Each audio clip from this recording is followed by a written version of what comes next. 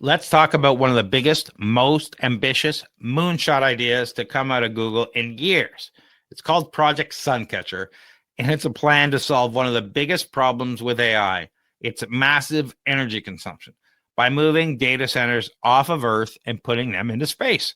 We're talking about constellations of satellites powered 24/7 by solar energy, all to run the next generation of artificial intelligence. It sounds like science fiction, but the first prototypes are scheduled to launch by 2027. That's just 2 years away.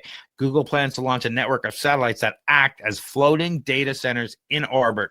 Instead of building massive, power-hungry AI facilities on Earth, they put their computer chips called the TPUs in space, where they can be provided power 24/7 by the sun. What do you think about this, John? Yeah, this is cool. So people might be asking, why space? Well, it's pretty simple. AI, as we know, is incredibly power hungry, and we're running out of clean energy on Earth to feed it. So in space, satellites can capture up to 8 times more solar power than panels on Earth because there's no atmosphere, there's no weather, and they can stay in constant sunlight. The other benefit is that we're talking nearly, operating high-performing computing hardware in space presents thermal and radiation challenges that differ fundamentally from terrestrial data centers. But space provides essentially an infinite heat sink through radiative cooling to 2.7 Kelvin cosmic microwave. So that's crazy. There's a lot here. So, like you said, instead of one massive space station, they're going to launch these 81 small satellites. They're going to fly in tight formation, like a synchronized swimming team in orbit. And they're going to each carry chips, and they're going to communicate using laser beams at incredibly high speeds. So together, they're going to function as one distributed data center floating 400 miles above Earth. This is cool. I think this is a great use of space, if that makes sense. Thoughts? Do you think this is a good idea, bad idea, or what are your thoughts? Well, it's an interesting idea.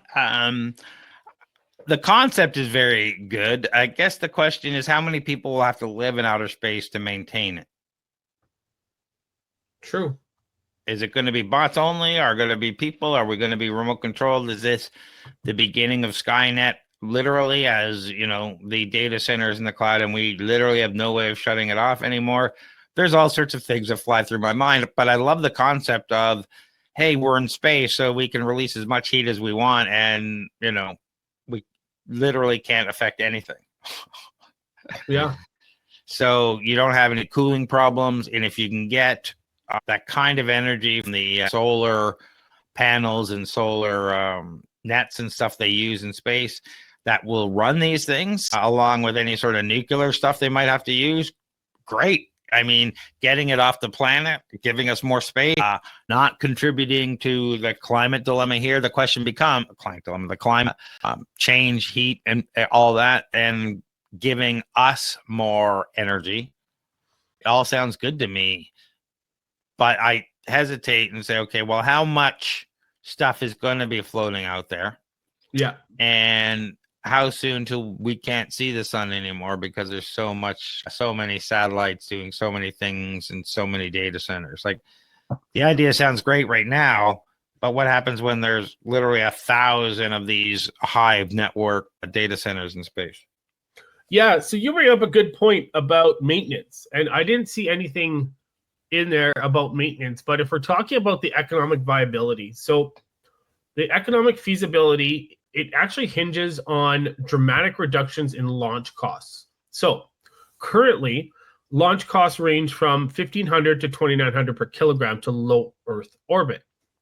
Google's analysis suggests the break-even point occurs when launch costs reach approximately $200 per kilogram, which makes space-based infrastructure costs competitive with terrestrial data center energy expenses on a per kilowatt basis.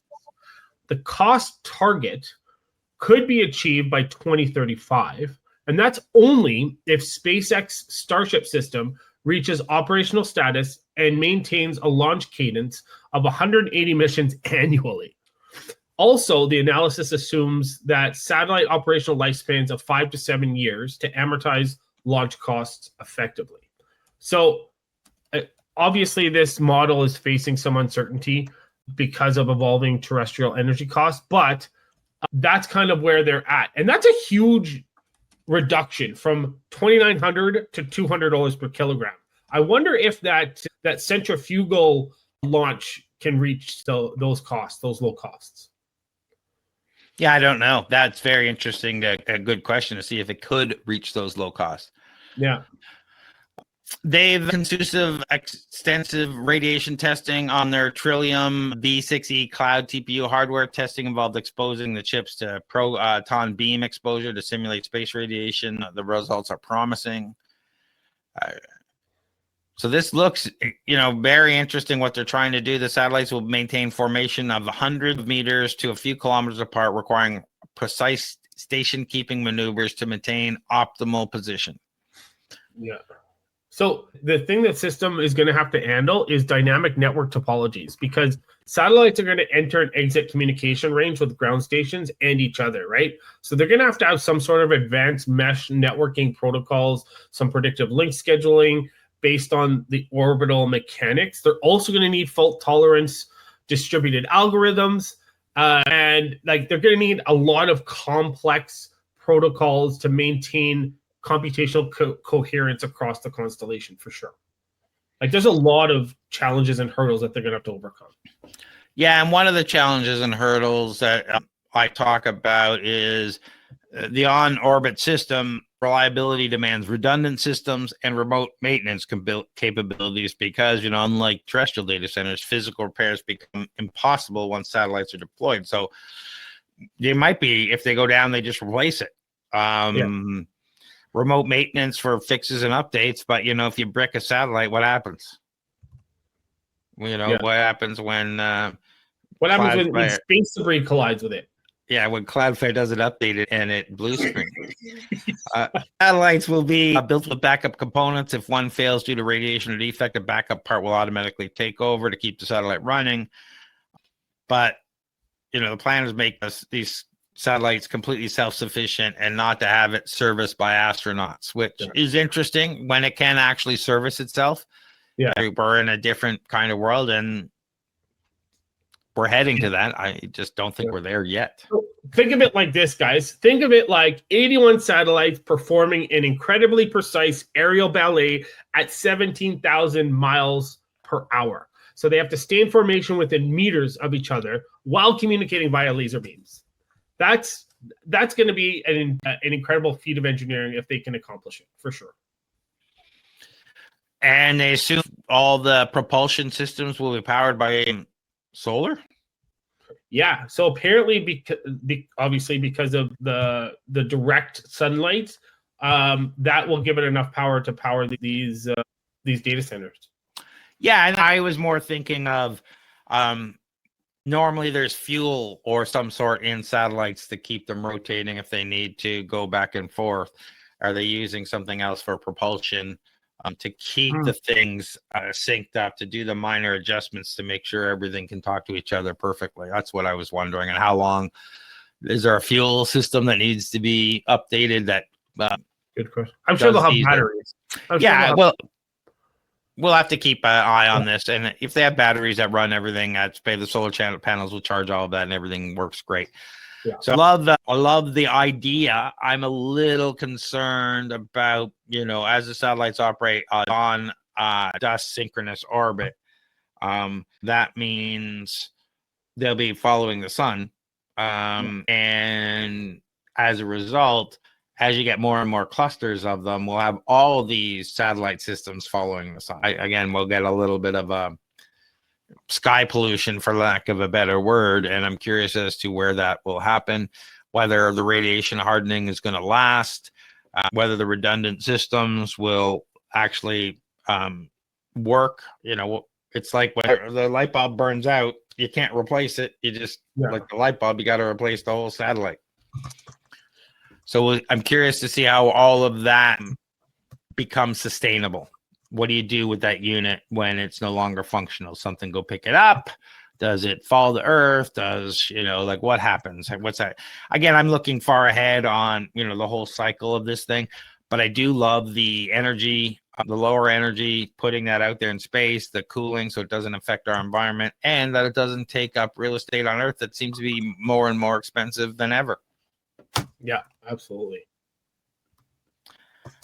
So there you have it. Google is literally trying to catch the sun to power AI. It's an incredible, ambitious plan facing equally incredible challenges. It really highlights that the future of AI isn't just about software. It's a massive battle over hardware, energy, and resources. We'll have to wait until 2027 to see if those first prototypes even make it. What do you think? Is this the inevitable future or the most expensive moonshot yet? Let us know. Leave us your comments. What do you got going on, John? Yeah, just gearing up. Is this coming out in December? Yeah, December might even be January now, actually. Okay, gearing up for the holidays or gearing down from the holidays. So planning out my next few months and, ramping up for shred season. How about you, Craig? Well, we're wrapping up 2025 and planning 2026. So this is probably too late for the Start Investor Drinks and Flowgrammer events in December, but take a look for them in January. There's always stuff going on. Check out torontostarts.com for our startup and business related events and resources, and check out flowgrammer.ca for our business and AI automation information if you're looking for that. And if you're a builder in Toronto and you want to join the Flowgrammer Builders Club, head over to flowgrammers.ca. That website is live now. Go check it out. Join us. And at our live events, we do online stuff. We do live office hours every week. Go over there and sign up. There's downloaded workflows and tools you can test and play with. So check all that stuff out. But John, if people are looking for non-dilutive funding, where do they go? Yeah, come find me on LinkedIn. I've got a link. You can book some time with me or send me a message so that we can have a conversation first. But find me on LinkedIn, John Irwin, no H.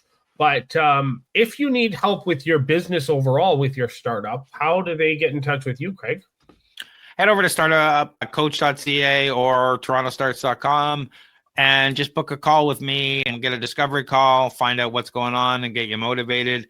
If you're not interested in that, come out to one of our events, talk to other founders and whatnot, and just talk to people. It really is, knowing that you're not alone can motivate you a lot. But other than that, give us a call or book a meeting over at torontostarts.com. And thanks everyone for listening or watching, and hope to talk to you again soon.